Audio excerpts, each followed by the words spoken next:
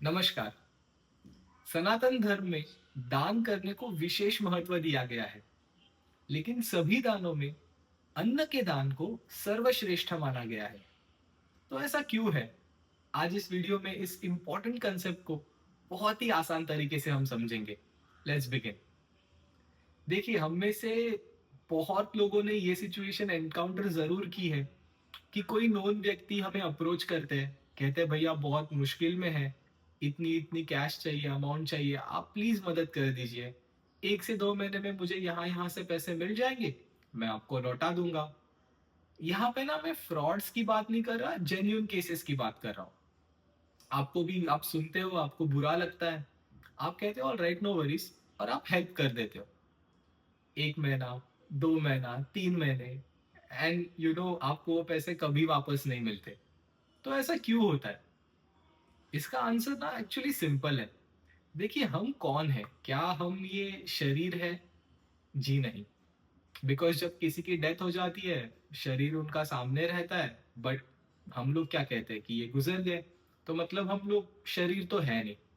अब इस वीडियो के लिए एक सिंपल रखते हैं कि हम एक आत्मा है, एक सोल है, और इस सोल की जर्नी है अक्रॉस डिफरेंट बर्थ्स। तो इस जन्म में इस शरीर के साथ जब हम आए हैं ना, तो कुछ ना कुछ कर्म का बैंक बैलेंस लेके आए हैं, और उसी कर्म के हिसाब से हमें इस जन्म में उसका फल भुगतना है। तो अगर अच्छे कर्म है तो मौजा ही मौजा, और अगर बुरे है तो सजा ही सजा। Now coming back to our example, जब किसी के पास धन होता नहीं है ना, और उसकी वो मुश्किल में रहते हैं, उस समय पे यूनिवर्स नहीं चाहता है कि उस व्यक्ति व्यक्ति के पास धन हो। नेचर नहीं चाहता, ईश्वर नहीं चाहता। और ऐसे कठिन समय में जब आप किसी को डायरेक्ट मनी ट्रांसफर करते हो, कैश ट्रांसफर करते हो ना, तो आप डायरेक्टली एक नेचर के वर्किंग में आप इंटरफेयर कर रहे हो। एंड इसी वजह से मुझे लगता है कभी direct cash transfer, money transfer नहीं करनी चाहिए। नाउ एक डिफरेंट एग्जांपल देखते हैं फॉर अन्नदान, कि जब आप अन्नदान करते हो तब क्या करते हो। आप ए से भी जा रहे हो, कहीं सिग्नल पे आपकी गाड़ी रुकी हुई है, छोटे बच्चे आ जाते हैं, बोलते भैया बहुत भूख लगी है, आप प्लीज खाना खिला दीजिए। कभी कभी उनके माता पिता भी आ जाते हैं। तो अब देखो, धन तो उनके पास भी नहीं है, बट इन ये आपसे खाना मांग रहे हो। जब इनको आप अन्नदान करते हो ना, तो आप क्या कर रहे हो? आप इनके शरीर को पोषण दे रहे हो। इससे क्या होगा? जब शरीर को पोषण मिलेगा ना, तो थोड़ा थोड़ा ही क्यों ना हो, उनकी आयु बढ़ेगी, नेक्स्ट दिन देखेंगे, नेक्स्ट दिन देखेंगे। और इस वजह से क्या होगा, उनके जो कर्म है वो भुगतने में आसानी होगी। तो जब अन्नदान होता है, शरीर को बल मिलता है, तो आप नेचर के साथ जाते हो, उसके कर्म में आप बिल्कुल भी इंटरफियर नहीं करते हो। एंड दैट्स व्हाई अन्नदान इज ऑलवेज बेटर। सेम ही प्रिंसिपल में आप अगर सोचेंगे तो हमारी बेसिक नीड्स क्या है? अन्न, दैट इज फूड, वस्त्र, क्लोथिंग, और निवारा, दैट इज शेल्टर। तो इन तीनों में से कोई भी आप अगर दान कर रहे हो ना, तो आप नेचर के साथ जा रहे हो, बिकॉज उनके शरीर को ही पोषण या तो प्रोटेक्शन मिल रहा है। कार्मिक वे में आप इंटरफेयर नहीं कर रहे हो उनके साथ। अब इन सब में भी अन्नदान क्यों बेस्ट है? तो इसको भी अगेन एक एग्जांपल से हम लोग समझते हैं। आप घर पे बैठे हुए हो, आपके दोस्त आ जाते हैं, वो आपको कहते हैं कि ये मुश्किल है, मुझे 1 लाख रुपए चाहिए, एंड अगले महीने लौटा दूंगा, सेम स्टोरी।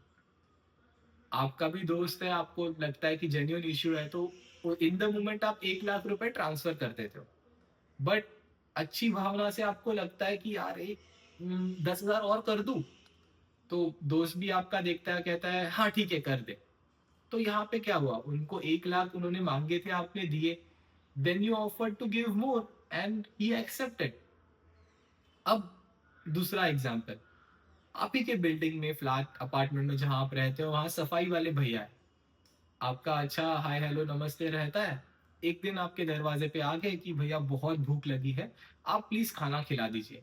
आप भी कहते हो आइए बैठिए। आप उन्हें खाना परोसना शुरू करते। लेट्स से अगर उनकी 4 रोटी खाने की क्षमता है, आप सर्व कर रहे हो, चौथी रोटी सर्व कर दी, उन्होंने ले ली। पांचवी लाओगे ना तो कहेंगे भैया बस पेट भर गया। So did you see what happened here? आप दान कर रहे हो, आप क्या सोच रहे हो कि जिसको दान कर रहा हो वो संतुष्ट हो जाए।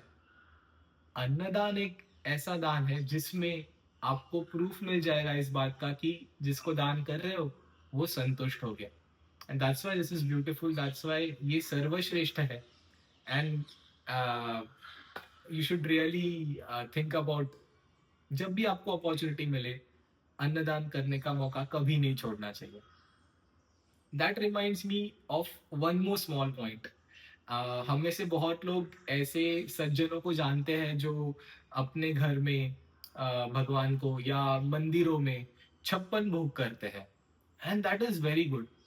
बट इनमें से ग्रुप ऑफ लोग ऐसे भी हैं जो भगवान को तो छप्पन भोग लगाते हैं, लेकिन कहीं जा रहे हैं ए टू बी, रास्ते में कोई भूखा मिला, अप्रोच किया कि भैया खाना दे दो, तो उसको ए भिखारी हट हट ऐसे करते हैं। तो उन सभी से मेरी रिक्वेस्ट है कि जरूर आप ईश्वर की सेवा कीजिए, उन्हें जरूर छप्पन भोग लगाइए। बट कभी आपको कोई भूखा मिले ना, चाहे वो पशु हो चाहे वो इंसान हो, तो उसका धिक्कार नहीं कीजिए। अगर हो सके तो 10, 20, 50 रुपए खर्च करके उन्हें भी कुछ खिला दीजिए। There is no harm in it. So yeah, that's today's video about अन्नदान। And since हमने sort of in a way भोजन की बात करी है इस वीडियो में, it reminds me about one more interesting video कि अगर आप शिव जी की भक्ति करते हो तो क्या सच में आप नॉनवेज नहीं खा सकते हो? वेल well, इस वीडियो पे क्लिक कीजिए, बहुत ही इंटरेस्टिंग टेक है। मैं आपको वहीं मिलूंगा। नमस्कार।